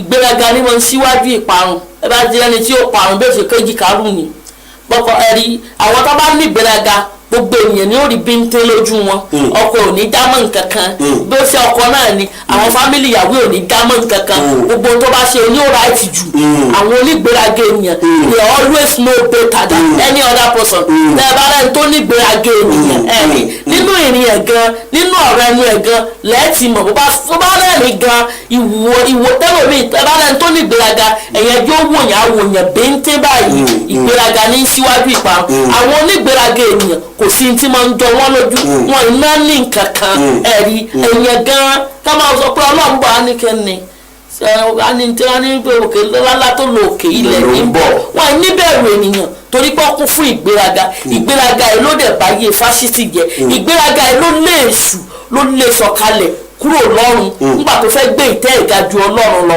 owó tọ́lọ́run dá ní àwọn náà wá gbé tẹ́hùn òun gbé ìgajù Ọlọ́run àwọn tá ẹ bá ti rí ẹ̀mí ìgbéraga ẹ̀mí èṣù ńlá ni ẹ̀rí ìdí nìyẹn mo sọ́ọ́rọ̀ ẹ̀yin akọrin o ẹ bá rọ́pìnrin àwọn akọrin ẹ̀mí tó ń kọrin sí ìkọrin wọn gan ti gbéraga ni ìdí nìyẹn tó jẹ́ pé àwọn akọrin ẹ̀mí they don't sing wọn akọrin nínú ẹ̀mí mọ́ inú ìgbéraga ni wọ́n ti ń kọrin ẹ̀rí nínú ẹ̀bùn àti ìgbéraga nítorí pé èṣù bàbá ńlá wọn ẹni tó kún fún ìgbéraga ni àbẹ́mọ̀ pé èṣù gan òun ló mọ orin kọ jù ẹ̀rí gbogbo owó lórí ara èṣù ló wà so we better be careful nípa ẹlòmíì nírí ìgbéraga lójú ẹ̀ kẹ́ ẹ tó sọ̀rọ̀ ó ti wà nílẹ̀ ṣùgbọ́n ọ̀rọ̀ ẹnu ẹ̀ kún fún ìgbéraga ọ̀rọ̀ tó máa jáde lẹ́nu ẹ̀ ó lè bẹ orí èèyàn àákàn sọ̀rọ̀ jagun sí ìyàn nígbà tí bẹ́ẹ̀ ní kí ọ̀rọ̀ ẹnu wa ó jẹ́ ilé ìta fi yọ̀dù ọ̀rọ̀ ẹnu ẹlòmíì ó kún fún ìgbéraga báwo wòlíì ẹ̀yìn ìránṣẹ́ Ọlọ́run má bínú mo dọ́dọ̀ yín náà níbẹ̀ yẹn rí ìránṣẹ́ Ọlọ́run mìíràn ìgbà tí ń bá ń wàásù gan ìwàásù wọn ti gbéraga ni bí wọ́n ṣe kéjì kárù ní aṣọ ni wọ́n mọ̀ fi hàn tàbí bàtà ni wọ́n fẹ́ fi hàn gbogbo ìwàásù wọn you will see the evidence of pride ìgbéraga máa pààyàn Ọlọ́run á ràn wá lọ́wọ́ lórúkọ Jésù amen. Covetousness. ojúkòkòrò covetousness. ojúkòkòrò. we will not go more deeper in that. but they can make you to trade your marriage. ṣùgbọ́n ó lè jẹ́ kó ta ìgbéyàwó rẹ̀. they can make you to swap your marriage. ó lè jẹ́ kó pàṣípà ìgbéyàwó rẹ̀. ó lè jẹ́ kó pààrọ̀ ìgbéyàwó rẹ̀. let me tell you something. jẹ́ kí n sọ nǹkan fún ọ. Elisha served under Elijah. Elijah sì lábẹ́ Elijah. Elisha sì lábẹ́ Elijah. Elisha wasn't a prophet. Elisha kì í ṣe wòlíì. but he served under a prophet. ṣùgbọ́n ó sì lábẹ́ wòlíì. when he served under a prophet. nígbà tó sì lábẹ́ wòlíì. he became a prophet. ó di wòlíì. when Elijah went. nígbà tí Ọlọ́run mú Elijah lọ. when Elijah went up. nígbà tí Ọlọ́run mú Elijah lọ. when God created Gehazi. nígbà tí Ọlọ́run dá Gehazi. leprosy wasn't part of his generation. kò sí ẹ̀tẹ̀ nínú ìran Gehazi. God doesn't create leprosy to part of his generation. Ọlọ́run ò dá ẹ̀tẹ̀ sí ìran Gehazi. what happened to Elisha. kí ló ṣẹlẹ̀ sí Elisha. what happened to Elisha. ohun tó ṣẹlẹ̀ sí Elisha. would have been the same thing. òun náà ló máa ń ṣẹlẹ̀. that would have happened. òun ni ìbá ṣẹlẹ̀. to Gehazi. sí Gehazi. but through what. ṣùgbọ́n nípa ojúkòkòrò. through what. nípa ojúkòkòrò. through what. nípa ojúkòkòrò. what came into his generation. ẹ̀tẹ̀. leprosy came into his generation. ẹ̀tẹ̀ wọnú nínú ìran rẹ̀. when husband is not contented with what he has. tí ọkùnrin ò bá ti lè oh my God a sọ̀rọ̀ nípa bí ìlàlẹ̀ bí ọkùnrin ò bá ti lè ní ìtẹ́lọ́rùn pẹ̀lú tó ní. when a wife is not contented with what she has. tí obìnrin ò bá ti ní ìtẹ́lọ́rùn pẹ̀lú tó ní. can make that marriage to be traded. ó lè mú kí ó ta ìgbéyàwó náà. My friend is using a flashy car. ọ̀rẹ́ mi ń lu àwọn mọ́tò ọlọ́yẹ tó tó bọ̀bẹ̀ ni. Why is it that I cannot use it? kí ló dé mi náà lè lo mọ́tò bọ̀bẹ̀ ni. You go into a debt. ó máa lọ sínú gbèsè. And they will be paying. a máa san. They will be paying. a máa san. They will be paying. a máa san. And the wife will not realize. ìyàwó máa mọ̀. What happened to you? kí ló ṣe ọ́. Are you okay? tó wà pa. I'm not part of this thing. ìwà mi ò sí mi lọ́wọ́ sí i. She moved. ó lọ ń titi. When the wife is not contented. tí tóbìnrin ò bá ní àìmójúkúrò. Looking at her first husband. tó ń wọ ọkọ ọlọ́kọ. She will go and what? She will go outside to get extramarital. yóò lọ yàlè níta. She will go and get extramarital life. yóò lọ yàlè níta. You want to say something about contentment? bẹ́ẹ̀ni I want to say a lot of things about contentment kọ́lọ́ kó ràn mí lọ́wọ́. ẹ̀yin ọkùnrin olójú kòkòrò mo tó dọ́dọ̀ yín o ó ṣáàrí wípé ìyàwó rẹ kò lọ́yàn nígbà tó o fẹ́ owó lọ́yàn nílẹ̀ orẹ́ni tó yàn ẹ̀ tó dáadáa báyìí nílẹ̀ o ò lọ bá orẹ́ni tó wà moderate ni kí ló wá pàtó wá wà nínú ìgbéyàwó tó kí ló tó o rọjú mọ́ ọyàn ọlọ́yàn káàkiri ọmọ ìgbéyàwó ẹ ok kò nídìí kó o tó lọ bá ọmọ kó sara kó o tó lọ bá kí ló tí o ṣe ọlọ́run ọmọ kó slim kó o tó lọ bá gbà tó yá ní ọdẹ ọtí ẹ ti gbẹ jù ilé ìmọ̀ pọ̀ gbẹ tó báyìí. I don't know that I marry a black woman. ní ìmọ̀ pọ̀ a dark woman, sorry. obìnrin pupa ló ń wá obìnrin pupa ẹni mọ̀ pọ́bìnrin dúdú ni mo fẹ́ àfi gbàgbọ́ bá fi nǹkan bò mí lójú ẹlòmí àná ojú òun ti kánsẹ́lì ẹnìkan lójú òun ti ṣí báyìí ó náà bò òun lójú ni ṣùgbọ́n báyìí ojú òun ti ṣí báyìí ó ní I don't want that kind of thing tí wọ́n bò ẹ́ lójú ni àìnítẹ́lọ́rùn ni tábà tó bá nítẹ́lọ́rùn n tó ní òtún ọ ìdí ni tí ọ̀pọ̀lọpọ̀ obìnrin bá fi ń yan àlè ìdí ni tí ọ̀pọ̀lọpọ̀ obìnrin fi wà nínú gbèsè àwọn kò mọ ibi tí ọ̀rẹ́ tó ti ń rí owó tó ti fi ń raṣọ ọgbà tó fi ń rí owó tó fi ń máṣọ lórí AliExpress kò mọ bó ṣe ń ṣe o bóyá odù ló ń lò tó fi ń kó aṣọ bóyá fraudster ni tó fi ń ra nǹkan lórí AliExpress orí tó ń pààrọ̀ aṣọ lẹ́ẹ̀mẹ́ wa ṣùgbọ́n o fẹ́ máa rí bí ọ̀rẹ́ rẹ olè ní ọ olójú kòkòrò ní ọ láì nítorí ọba sì kíyèsára o lè ta ìgbéyàwó rẹ nítorí oní tí ò bá ti tẹ Ọlọ́run ó lè mú kó ta ìgbéyàwó ẹ bí ọkọ tó ti ń rẹ́rìn tó ń wu gbogbo èèyàn ṣùgbọ́n ẹ̀rín ẹ̀ báyìí ìbànújẹ́ ló ń mú wá fún ọ tó o bá kíyèsára o lè ta ìgbéyàwó ẹ ẹ̀rí ẹlòmíì àìnítẹ́lọ́rùn ọmọ tó bí gan ọ lè ní sẹ́ni òmìnira ọmọ yìí ti jáde sá sẹ́mi ni mo bí ọmọ yìí sá ẹ̀gbọ́n ọmọ alágbájá ó ṣe mọ ní bẹ́ẹ̀ni ó fi ọmọ ẹ̀ ó fi ń wí ọmọ ọlọ́mọ aláìnítẹ́lọ́rùn ibi lágbára yẹn tọ́ ti tiẹ̀ tí wọ́n lè tọ́ ti tiẹ̀ bẹ́ẹ̀ kí ló tí wọ́n ò ṣe tọ́ ti tiẹ̀ bẹ́ẹ̀ nítorí ìwọ náà roko mọ́ ṣiṣẹ́kùn tó níyẹn kó lè dàbí ti lágbájá má lépa lágbájá ọ̀pọ̀lọpọ̀ ti lépa ayé aláyé ó fa ayé wọn sílẹ̀ ayé aláyé máa ń lé ó kọjá bus stop tọ́lọ́run ti fẹ́ kán yà Ọlọ́run fẹ́ kó yà níbi tó ti ń lọ yẹn ṣùgbọ́n tó ní kó lé lágbájá lọ ó sáré kọjá ibi tó ti yẹ kó yà láyé Ọlọ́run á mẹ gbogbo ẹ̀dẹ́ ènìyàn lọ́wọ́ má lé nìyẹn nínú iṣẹ́ ìránṣẹ́ má lé nìyẹn lẹ́ẹ̀tì lórí òkè tàwọn ti ní kí lórúkọ ẹ̀ òrí branches ìjọ chọ́ọ̀chì ẹ̀rọ lágbájá bó ṣe pọ̀ kí lórúkọ ẹ̀ orí ọ̀fẹ́ tọ́lọ̀ fún lágbájá ló fún ọ ni Ọlọ́run fáwọn kan ní orí ọ̀fẹ́ pé kí gbogbo ayé kó máa tẹ̀lé wọn Ọlọ́run fún àwọn kan ní orí ọ̀fẹ́ yìí pé àwọn bóyá èèyàn márùn pé Ọlọ́run ní kó múdé ìjọba Ọlọ́run kí ni Ọlọ́run dẹ̀ máa dùn Ọlọ́run sì fún àwọn kan ní orí ọ̀fẹ́ tó yẹ pé orí ọ̀fẹ́ wìtìwìtì ni tó bá wọn torí pé torí lágbájá ni ó ti ní kí lórúkọ ẹ̀ ọmọ branch tó ní ó ní cathedral lágbájá ni ó ti lórí òkè ó ní branches mẹ́fà ó ní kí lórúkọ ẹ̀ èmi náà fẹ́ ìdí ni tó ọ̀pọ̀lọpọ̀ ìránṣẹ́ Ọlọ́run tá ti fi di járíjárí tá fi lọ gbọgbẹ́ ìmùlẹ̀ tá fi lọ gbé àgọ́ torí pé wọn lè ẹ̀rí wọn lè kó bá ń ṣe bá àjọ bẹ̀rẹ̀ nígbà kan náà ni níbo ó ti lágbára tí lórí tó kù ní ìlú wọ́n fẹ́ lo jíìpù torí tó máa ń lò sókè èdè wọn torí pé gbogbo ọ̀rẹ́sọ wà ní lò jíìpù wọn fẹ́ dúró di àsìkò títí wọn àmọ́ ìlà kọjá alágbájá wọn àmọ́ ìrìn àjò tó rìn ẹ̀rí ó sì nǹkan yẹn wàhálà ló ń jẹ́ nínú ìdílé wọn. The wife is suffering. ìyàwó ń jìyà. Because the husband is making it by all means. I must have this. Having it by all means. You need to take care. Kó o má sáré kọjá kádàrá. Òní má wọ sí ẹlẹ́sìn sáré. Ọlọ́run á ràn ọ́ lọ́wọ́. Be contented. Ní nítorí níyẹn jó tẹ Ọlọ́run. Nítorí òun kò ní Ọlọ́run èèyàn méjì tó lọ́wọ́ kórè ọlọ́wọ́ jó tí ọlọ́run má lè pa ènìyàn kó má bàa ṣìnà láyé ẹ ò ní ṣìnà lórúkọ Jésù. Amen. We decree that we will not miss it. Amen. In the mighty name of Jesus. Amen. If you have lost your marriage through all this contentment, pride, arrogance, ego, I said the Lord will restore it back unto you. Amen. In the mighty name of Jesus. Amen. The last one that is very, very important that we must talk about is bitterness and unforgiveness. Ohun tó ṣe pàtàkì tá a fẹ́ sọ̀rọ̀ tó jẹ́ pátákó náà lálẹ́ òun ni ìkorò àti àìlè ìdáríjì ni. Bitterness and unforgiveness. Ìkorò àti àìlè ìdáríjì ni. Celebrating mistakes in the family.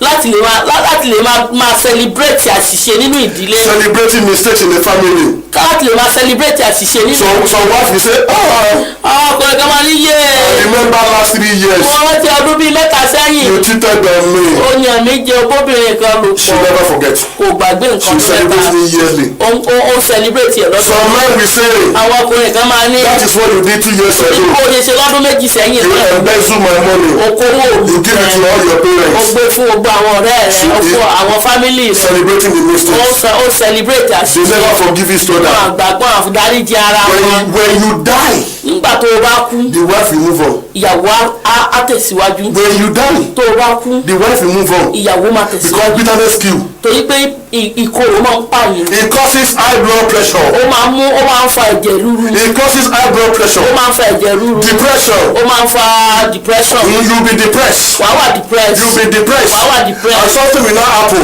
nǹkan kan máa ṣẹlẹ̀. wàá mí kanlẹ̀. You will go. ẹlẹ́mìí àgbà. That wife will not follow you. ìyàwó yàn ní bọ́ wọnú sàárè. That man will not follow ìyàwó you. yàn ní bọ́ wọnú sàárè. The Bible says in book of Ephesians bíbélì sọ nínú ìwé Éfésù 31. 4:31. wọ́n ní orí kẹrin verse 31. Let all bitterness ẹ jẹ́ kí gbogbo ìkorò and wrath àti asọ̀ ìbínú àti ìbínú and anger àti ìbínú and clamor and slander be put away from you along with malice. pẹ̀lú òdì yíyàn. Along with malice. pẹ̀lú òdì yíyàn. Òǹbọ̀kọ̀ eyodi. òǹbọ̀kọ̀ you are keeping malice with your husband. Òǹbọ̀kọ̀ eyodi. you are keeping malice with your husband. Don't you know you can trade your marriage? ṣé o mọ̀ yí pé o lè ta ìgbéyàwó rẹ. You are selling your marriage. o ń ta ìgbéyàwó You rẹ. are selling your o ń marriage. ta ìgbéyàwó You rẹ. are selling your o ń marriage. ta ìgbéyàwó The rẹ. Lord will be with you. Ọlọ́run á ràn ẹ́ lọ́wọ́ What is the lórúkọ way Jésù. forward? kí ni ọ̀nà àbáyọ. What is the way forward? kí ni ọ̀nà àbáyọ. Your foundation must be rooted in God. ìpìlẹ̀ rẹ gbọ́dọ̀ wà ó gbọ́dọ̀ jìn nínú Ọlọ́run. Your foundation must be rooted in God. ìpìlẹ̀ rẹ gbọ́dọ̀ jìn nínú Know Ọlọ́run. God. mọ Ọlọ́run. Know God. mọ Ọlọ́run. Know God. mọ agbára Be Ọlọ́run. vast in the word of God. mọ ọ̀rọ̀ Ọlọ́run. Be vast in the word of God. mọ ọ̀rọ̀ Ọlọ́run. Kí ló ní ọ̀rọ̀ rẹ ní o ṣe kí ni o? ni mo dì mú ní àyà mi. Kí ni má ṣe kí ni o? mi kó má ṣe sí ọ. Be vast in the word of mọ God. ọ̀rọ̀ Ọlọ́run. Positive communication. ọ̀rọ̀ tó dára ni kó máa sọ. Positive communication. ọ̀rọ̀ tó dára ni kó máa Do sọ. not be negative. má máa sọ̀rọ̀ àìdára. Do not be negative. má sọ̀rọ̀ àìdára. Embrace each other. kẹ́ kóra yín fara yín mọ́ra. Embrace each ẹ other. fara yín mọ́ra. Love one ẹ another. fẹ́ràn ara yín. Love each ẹ other. fẹ́ràn ara yín. Let there be affections. ẹ jẹ́ kí ìfẹ́ kó Thank you very wà. much. Let there be communications. ẹ ká máa bára wa sọ̀rọ̀ nínú ìdílé. You tell me something. Say practice love. máa ṣe ìfẹ́. Practice love. máa ṣe ìfẹ́. Don't just show it. má máa fi hàn lásán. Practice it. máa ṣe ni. It is very easier said than done. No. Do it. ṣe ni. Do it. ṣe ni. Do it. ṣe. Whatever that your husband had done for you tí ọkọ ẹ bá ṣe fún ẹ. in the past. ní ìgbà àtẹ̀yìnwá. Or your wife in the past. tàbí ìyàwó ẹ nígbà àtẹ̀yìnwá. What happened? jẹ́ kó lọ bẹ́ẹ̀. Let it go. jẹ́ kó lọ bẹ́ẹ̀. Let it go. jẹ́ kó lọ Have bẹ́ẹ̀. a strong determination. ní èrò tó dára. That it pẹ̀lú will tó work. dára pé That tó it will dára. work. I can do what? mo lè ṣe ohun gbogbo. In Christ. nínú Kristi That strengthens ẹni me. tó fi agbára fún mi. Have a strong determination ní ìpinnu tó yè kó. that your marriage will work. pé ìgbéyàwó rẹ yóò dára. Know who you are moving out with. mọ ẹni tó ń bá rìn. Know who you are talking mọ to. ẹni tó ń bá sọ̀rọ̀. Know your relationship. máa tó ń bá ṣe Be very, tó very ń bá careful. jáde. Be very, very careful máa kíyèsára in your marriage. nínú ìgbéyàwó With all rẹ these things, pẹ̀lú gbogbo àwọn nǹkan your marriage won't be treated. ìgbéyàwó rẹ ò ní di May the títà. Lord help us in the mighty Ọlọ́run á name ràn of wá Jesus. lọ́wọ́ lórúkọ Jésù. Amen. Ọlọ́run á ràn wá lọ́wọ́ lórúkọ Jésù. gbogbo ẹ̀ náà láti gbọ́ yẹn lórí ọ̀rọ̀ sí tí ẹ̀mí anybody that is bitter cannot be better. If you are bitter you can never be better.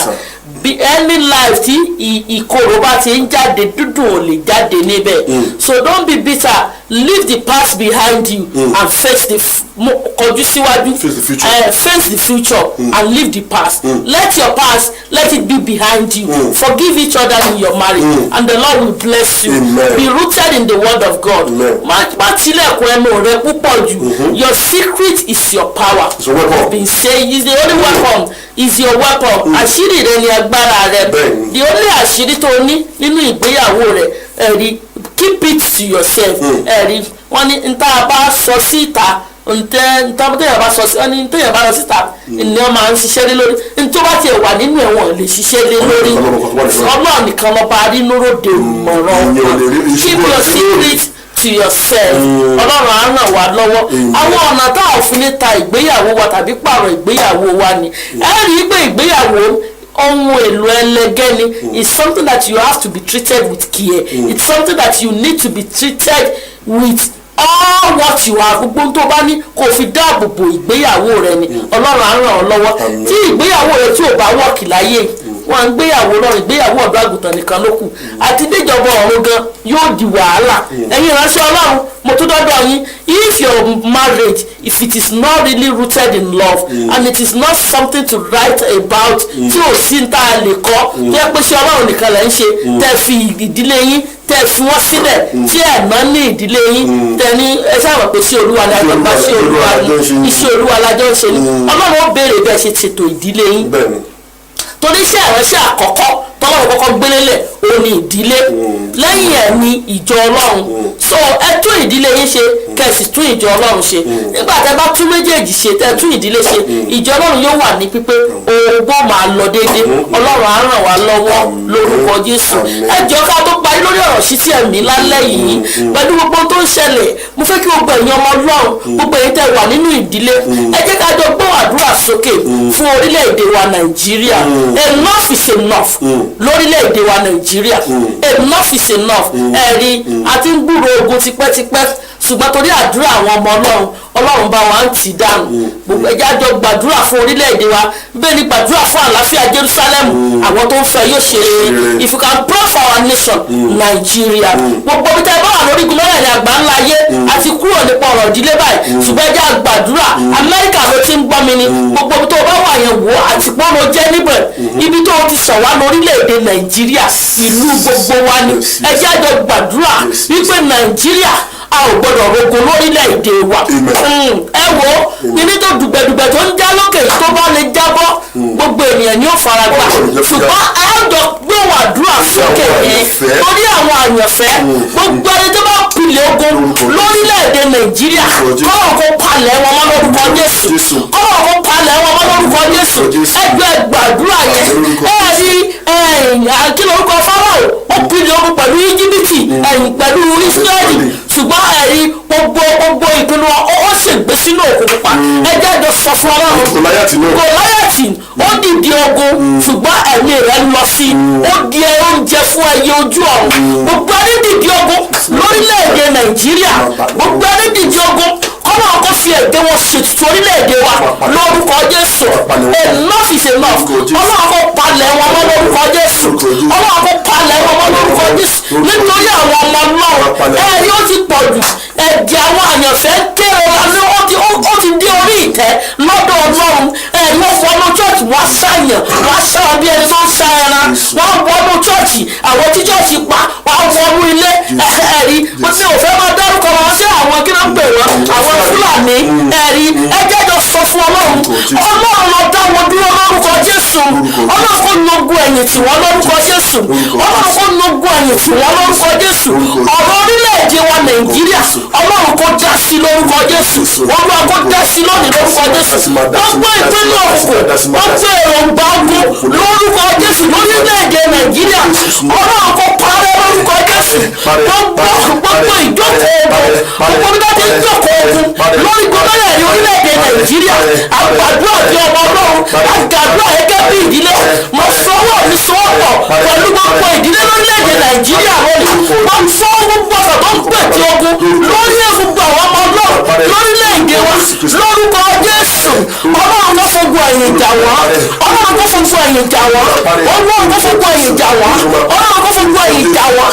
Jésù Olúwa wa, let us declare peace in our nation. Let's declare peace for Nigeria in the mighty name of Jesus. Let the peace of the Lord be reign in our country in the name of Jesus. We declare peace in the name of Jesus. We declare peace in the name of Jesus. In Jesus' name we pray. Let us say God, Father God, touch all the heart of all the politicians in Nigeria. Àwọn tó wà lókè, Ọlọ́run lọ fọwọ́ tọ́ ọkàn wọn. Lọ fọwọ́ tọ́ ọkàn wọn. Enough is enough. Gbogbo ilé tó ń ṣẹlẹ̀ yìí ó ti tó gẹ́. Ìwọ́n tó wá jìyà. Ọ̀pọ̀lọpọ̀ àwọn ènìyàn náà wà lórílẹ̀‐èdè wọn ilé ò ṣe é lọ́wọ́. Torí pé ilé òdò ni àwọn èèyàn ti fẹ́ wọlé tó wá pé lẹ́dọ̀ ni kò sẹ́ni tí ó mọ̀ pé ní òtútù yìí. Ìlú òyìnbó ìṣẹ́bídé yẹn wọ́n ń gbé. I'm telling you. Because nígbà tí òtútù tó kú lọ́wọ́ báyìí it's just with the grace of God. Tó bá pé ilé dò ni àwọn èèyàn máa wálé. Ẹ jẹ́ sọ fún Ọlọ́run. Olúwa lọ fọ́ tọ́ gbogbo àwọn tó wà nípò òṣèlú, gbogbo àwọn olórí wa, gbogbo àwọn abẹnugan, gbogbo àwọn aláṣẹ. Ọlọ́run lọ Olúwa lọ fọwọ́ tọ́ ọkàn wọn. Olúwa lọ fọwọ́ tọ́ ọkàn wọn lórúkọ Jésù. Olúwa fọwọ́ tọ́ ọkàn wọn. Ọlọ́run fọwọ́ tọ́ ọkàn wọn. Ògo ni fún orúkọ rẹ̀ Olúwa. Jésù Olúwa wa. Wọ́n ní tí ẹlẹ́ṣẹ̀ bá ń jìyà, olódodo aṣèkínni o á pín níbẹ̀.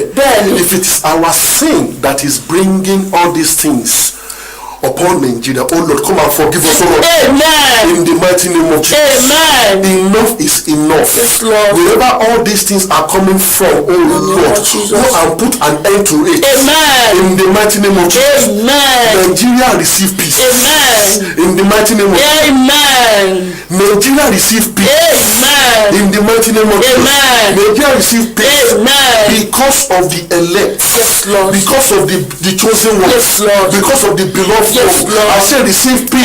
Amen. In the mighty name of Jesus. Amen. Oh ye Pharaoh. In the name of oh Jesus. ye Goliath. In the name of Jesus. That want to destroy that country. In the name of Jesus. I say the judgment of the Lord come upon you. Amen. In the mighty name of Jesus. Amen. The judgment of the Lord come upon you. Amen. In the mighty name of Jesus. Amen. Pharaoh won't let the Israelite go. Yes. Not until he perish. Goliath will let the Israelite rest, not until his head was cut off.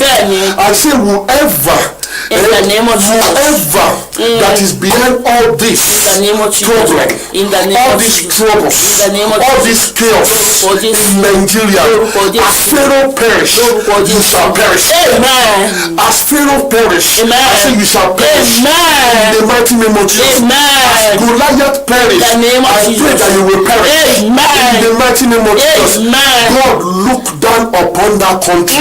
Behold, this is your country. Behold, this is your country. Look down upon them, O Lord, and let there be peace. In the mighty name of Jesus. Let there be peace. In the mighty name of Jesus. Oh Lord, the people that are saying, bring it on, we are ready.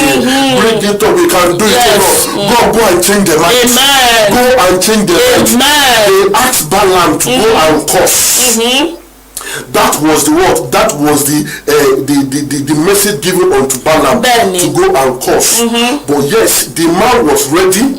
He mounted on his horse and he was on the way to go and do that job.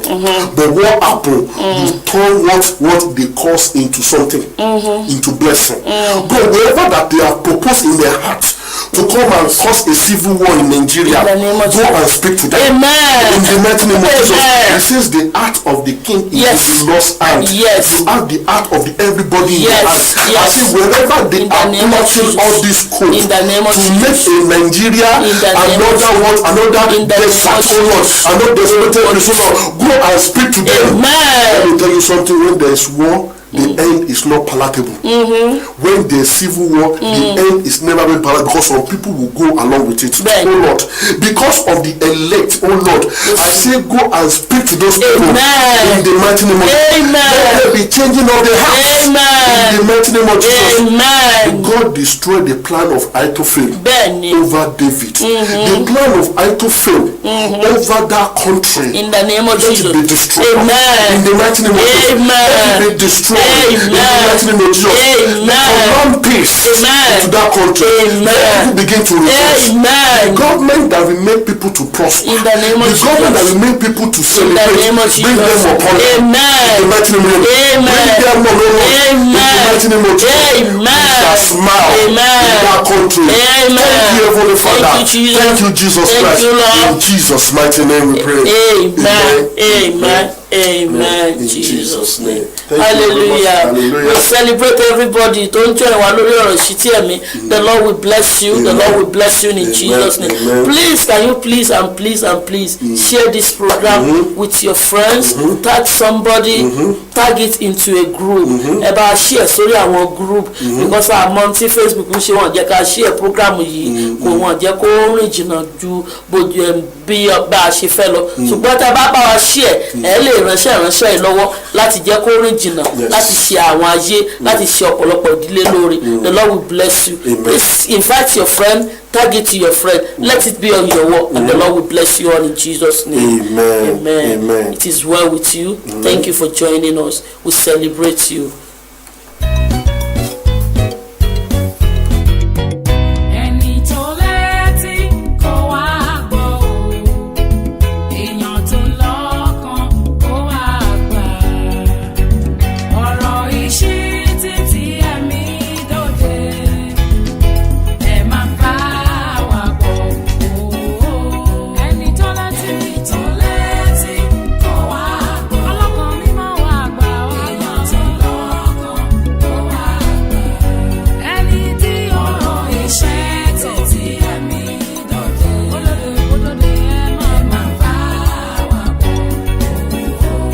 ọ̀rọ̀ ìṣítí ní ètò.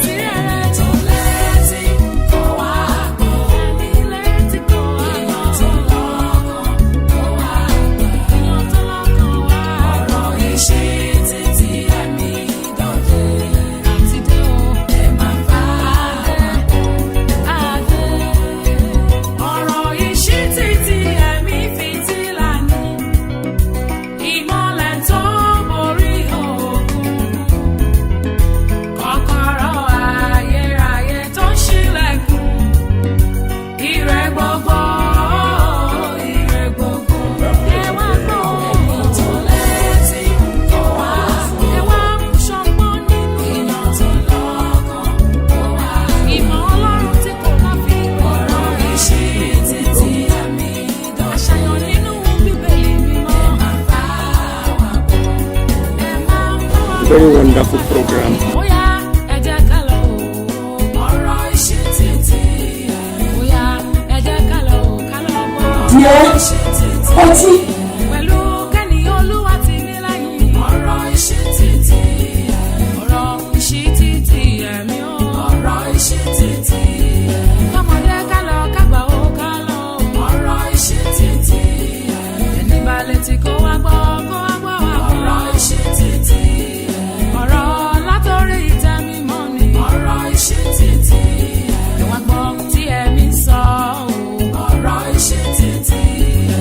Ìṣọ̀kan ó mọ ẹ̀hánsì ìfẹ́.